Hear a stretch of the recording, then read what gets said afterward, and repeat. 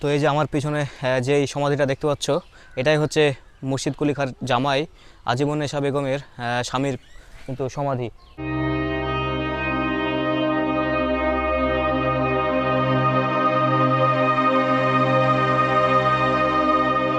তোমাদেরকে সেই মসজিদটার ভিতরে ঢুকে দেখাবো কি রয়েছে এই মসজিদে, ঐতিহাসিক মসজিদে। তো চলো।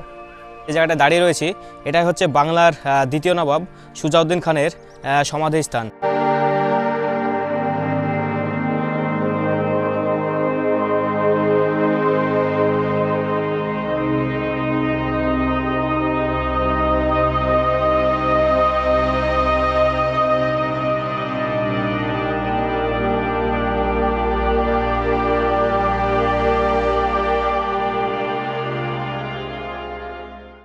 মুর্শিদাবাদের ব্যস্ত এই ঘাট, মানুষ আর যানবাহনের ভিড়ের মাঝে শুরু হলো আমাদের যাত্রা।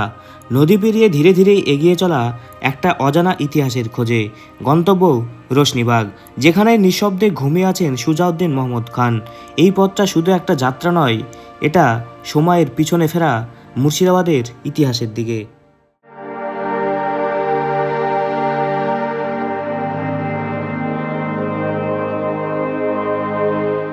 আমি আলাহিম আবারও চলে এসেছি নতুন একটি ব্লগ নিয়ে। তো আজকে আমি চলে এসেছি মুর্শিদাবাদের রোশনীবাগে। যে রোশনীবাগ কথার অর্থ হলো আলোর বাগান। তো এই রোশনীবাগেই রয়েছে বাংলার দ্বিতীয় নবাব সুজাউদ্দিন খানের সমাধি। তো এর ভিতরে রয়েছে সুজাউদ্দিন খানের সমাধি। তো এখন এই সমাধির ভিতর ঢুকবো এবং তোমাদেরকে পুরো ঘুরে দেখাবো কি কি রয়েছে। এখানে মাজার রয়েছে, আরও কি কি রয়েছে সবগুলো তোমাদেরকে ভিতরে ঢুকে আমি দেখাবো। বাংলার ইতিহাসে এক গুরুত্বপূর্ণ নাম নবাব সুজাউদ্দিন মোহাম্মদ খান। 18 শতকের শুরুতে মুঘল শাসনের অধীনে বাংলার সুবাদার হিসাবে তিনি দায়িত্ব নেন। তার শাসনামল ছিল তুলনামূলক শান্তি আর স্থিতিশীলতার সময়। তিনি ছিলেন নবাব মুর্শিদ কুলি খানের জামাতা, আর সেই সূত্রেই বাংলার ক্ষমতায় তার উত্থান। 1738 থেকে 39 সালের দিকে নিজের মৃত্যুর আগেই তিনি নির্মাণ করেন এই সমাধি, যা শুধু একটি কবর নয়, বরং একটি যুগের নিঃশব্দ সাক্ষী। এই স্থানটি একসময় পরিচিত ছিল রোশনীবাগ নামে, এক রাজকীয় বাগান যেখানে ছিল আভিজাত্যের ছোঁয়া। কিন্তু সময়ের সঙ্গে সঙ্গে সবকিছু হারিয়ে গেছে অতীতের ছায়ায়। আজ এই ভগ্নপ্রায় স্থাপত্য, এই নীরব দেওয়াল, সবকিছু যেন আমাদের মনে করিয়ে দেয় ক্ষমতা, রাজত্ব আর গৌরব সবই একদিন ইতিহাস হয়ে যায়, আর রয়ে যায় শুধু একটা নাম, সুজাউদ্দিন।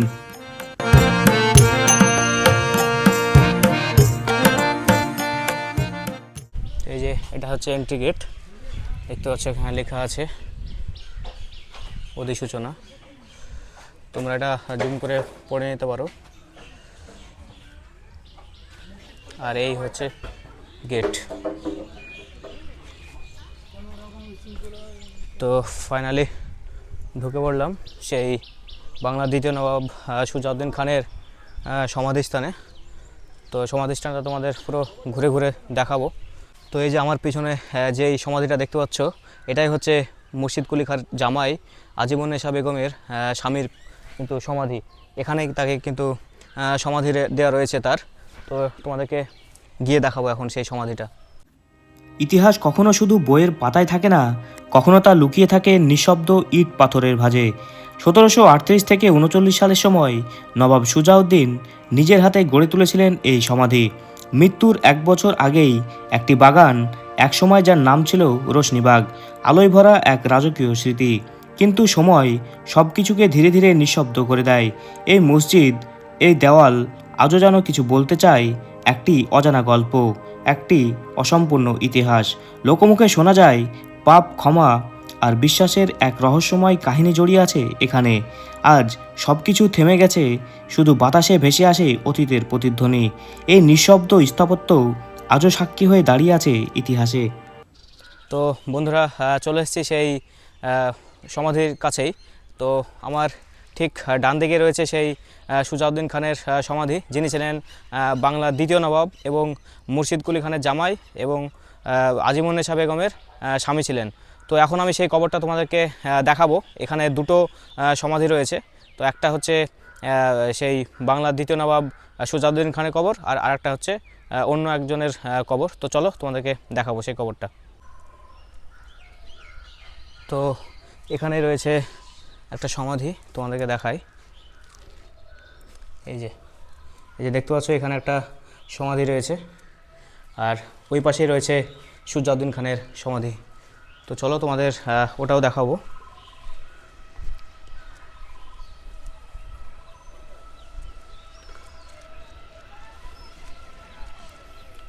তো এই যে দেখতে পাচ্ছ এখানে একটা লোহার মই দেখতে পাচ্ছি, এটা দিয়ে উপরে উঠে কিন্তু পরিষ্কার করা যাবে। আর সামনেই একটা মসজিদ, আর এখানেই রয়েছে সেই সুজাউদ্দিন খানের সমাধি। এই যে দেখতে পাচ্ছ, এটাই হচ্ছে সুজাউদ্দিন খানের সমাধি।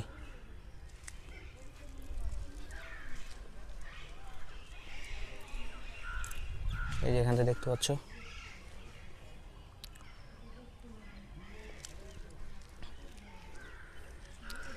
তো এটাই হচ্ছে সুজাউদ্দিন খানের সমাধি, এখানে তিনি শায়িত রয়েছেন।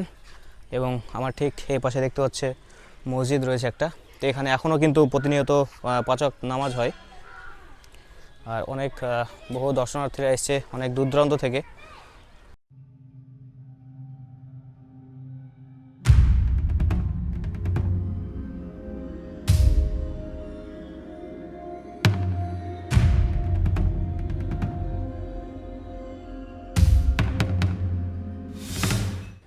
তো বন্ধুরা, আমি এখন যে জায়গাটা দাঁড়িয়ে রয়েছি, এটাই হচ্ছে বাংলার দ্বিতীয় নবাব সুজাউদ্দিন খানের সমাধি স্থান। তো এখানেই তোমাদের সমাধি আমি দেখালাম। এখানে দুটো সমাধি রয়েছে, একটা সুজাউদ্দিন খানের সমাধি, আর একটা কার সমাধি সেটা এখনও ঠিক বলতে পারলাম না। এখানে গাইডও সেভাবে পেলাম না কাউকে। তো এই সেই সমাধি স্থান। আর এখানে চারপাশটা দেখতে পাচ্ছ অনেকগুলো ফুলের গাছ রয়েছে। পরিবেশটাও কিন্তু খুব সুন্দর, মানে এই জায়গাটা খোশবাগের মতোই দেখে মনে হচ্ছে। আর ওই সামনেই মসজিদ। তো এখন আমি এই মসজিদটায় যাব এবং তোমাদেরকে দেখাবো।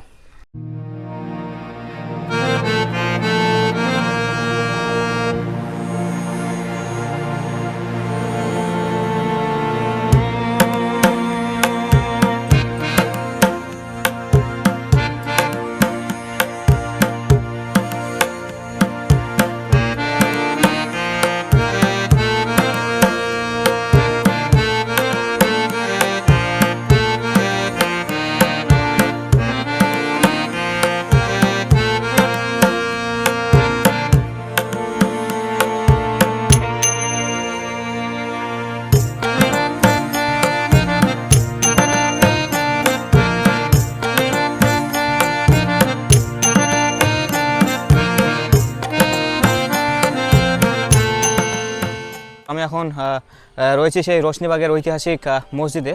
দেখতে পাচ্ছ আমার ঠিক পিছনে রয়েছে সেই ঐতিহাসিক মসজিদ। তো আমি এবং আমার বন্ধু শাকিল দুজন আজকে এসেছি ঘুরতে। তো তার মুখ থেকেও কিছু শুনে নেব। হ্যাঁ, আমি শাকিল আহমেদ। আমি আলাহিমের সঙ্গে আজকে আমিও ঘুরতে এসেছি। ঘুরতে এসে খুব ভালো লাগলো।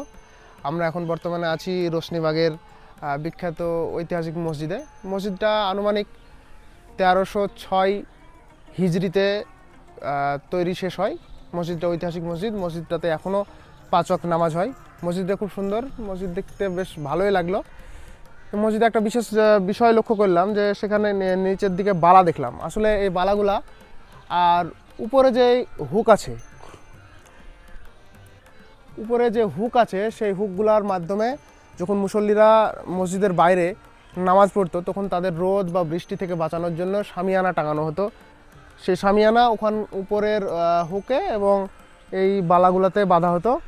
এবং নামাজ এখনও এখানে 5 ওয়াক্ত নামাজ হয় রোশনীবাগে। খুব ভালো লাগলো। ধন্যবাদ।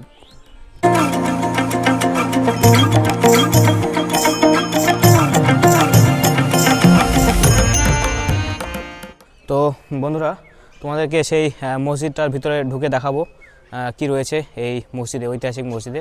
তো চলো।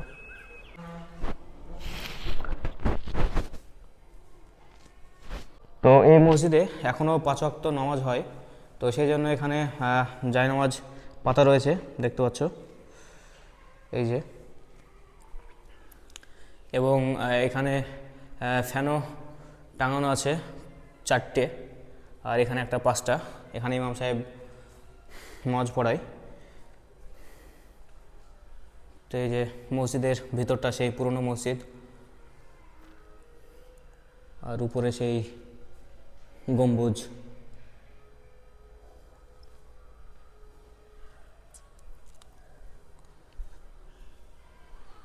তো এখানে বদনা দেখতে পাচ্ছি অজু করার জন্য,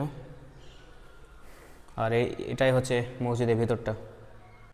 তো এই সেই ঐতিহাসিক মসজিদের ভিতরে ইন্টেরিয়র। তো খুবই ভালো লাগলো, ভিতরটাও খুব সুন্দর সাজানো গোছানো। তো এখানেই কিন্তু 5 ওয়াক্ত নামাজ হয়। তো বেশ ভালো লাগলো, তোমাদেরকে দেখাতে পারলাম সেই ঐতিহাসিক মসজিদ।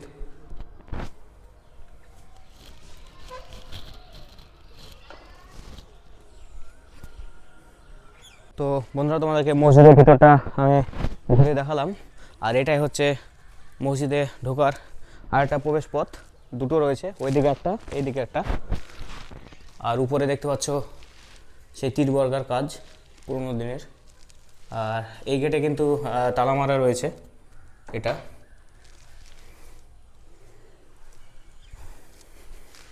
মসজিদের সামনেই ঠিক এরকম একটা স্পেস রয়েছে, ফিল্ড টাইপের। তো এই জায়গাগুলো বেশ পরিষ্কার পরিচ্ছন্ন। আর এদিকেও পাঁচিল রয়েছে, পাঁচিল দিয়ে পুরোটা ঘেরা রয়েছে। আর এখানে দেখতে পাচ্ছি একটা গম্বুজ টাইপের রয়েছে। তো এই যে মসজিদের ভিতরে এরকম একটা গম্বুজ কী রয়েছে এর ভিতর সেটা কিন্তু বলা খুবই মুশকিল, কারণ তালা মারা আছে।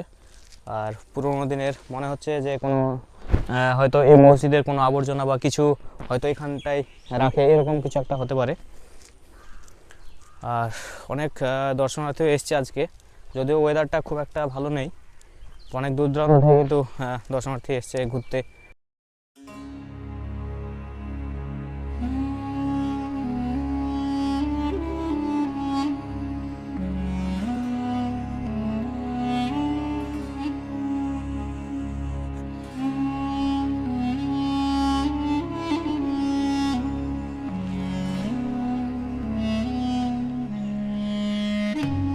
তো এখানে একটা মাজার রয়েছে, তো সেই মাজারটা তোমাদেরকে দেখাবো।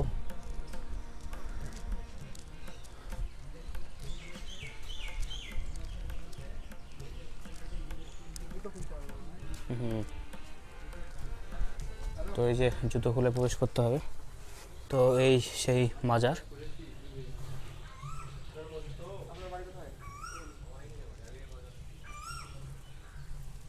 তো এইদিকে একটা গম্বুজের নিচে, তো এখানেও কিন্তু একজন থাকে এই মাজারের ভিতরে। এই যে এখানে একজন দেখাশোনা করে, এখানেই থাকে। আর এটা হচ্ছে মাজার। আর এখানে দেখতে পাচ্ছ প্রণামী বক্স রয়েছে দান করার জন্য।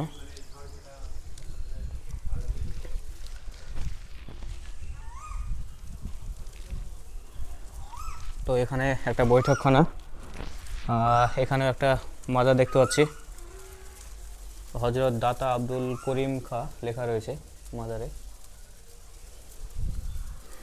তো এখানে একটা মেলা হয়ে গেল, গতকাল হয়ে গেছে। আর এখানে দেখতে পাচ্ছ রোশনীবাগ প্রাথমিক বিদ্যালয়। এই রোশনীবাগ প্রাথমিক যে বিদ্যালয়ের পাশে কিন্তু এই মাজার এবং এখানকার যে সমাধিস্থান। তো দেখতে পাচ্ছ এদিককার স্পেসটা।